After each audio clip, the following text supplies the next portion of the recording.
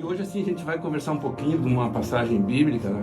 De um jovem muito astuto, que ele referia muito assim para Jesus na época, nessa passagem bíblica. Ele observava as leis de Moisés, os 10 mandamentos, ele cuidava da família, ele auxiliava os pobres, era um jovem provido de bens materiais, rico, né? E Jesus vai e diz para ele: vai, vende tudo o que tens e dá aos pobres e segue-me.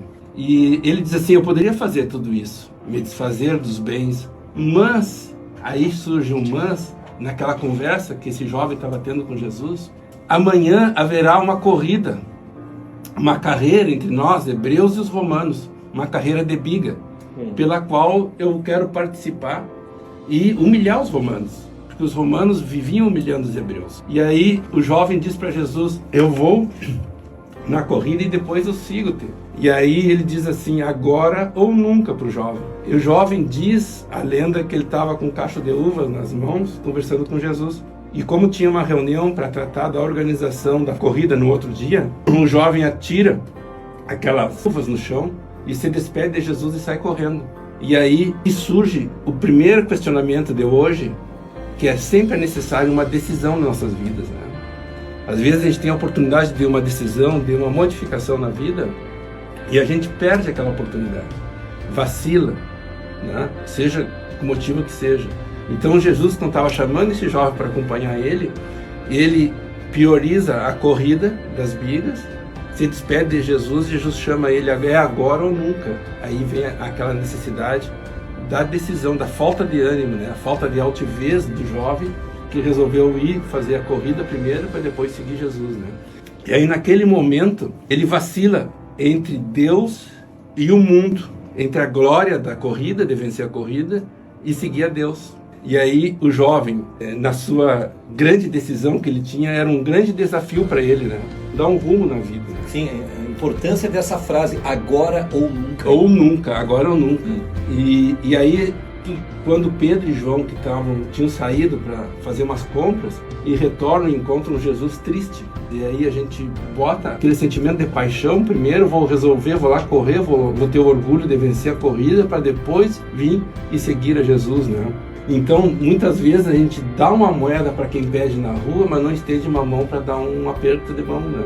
Porque é mais fácil tu dar uma moeda, mas tu te desprender, né, desse orgulho e levar a mão, estender uma mão para alguém que esteja precisando, é muito mais difícil da gente trabalhar conosco, né? E a juventude é uma riqueza que deve ser trabalhada nesse sentido, né? E por que eu procuro trazer esse texto hoje? É justamente para chamar da importância de que o jovem, né, desperte, ele toma suas decisões na vida. E o papel dos pais para fazer o achamamento e despertar nos filhos o sentido evangélico da vida e a compreensão da importância de Deus, de Cristo dentro de nós. E da gente desenvolver sentimentos maduros, puros, de amor, de caridade, de fraternidade, de amor ao próximo. Primeiro, o que os pais normalmente acabam priorizando na vida dos filhos? Que os filhos têm que primeiro gozar a vida, aproveitar, né? Se divertir, sair, as festas. E chegar e falar para os filhos da presença de Deus é uma coisa que fica em segundo plano. Porque a gente quer ver os filhos, né, se desempenhando, tendo uma carreira, ganhando dinheiro, como se isso fosse o foco principal da vida. E traz realmente a felicidade é o ganho material.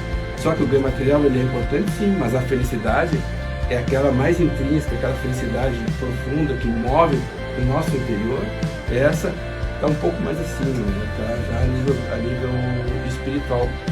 Então essa negligência dos pais muitas vezes é cobrada depois pelos filhos, porque vai chegar num determinado momento da vida, numa determinada fase da vida, em que a gente vai amadurecendo e começa a encontrar a necessidade de ter esse reencontro com uma atividade religiosa, com Deus, e a gente tem uma compreensão da vida maior.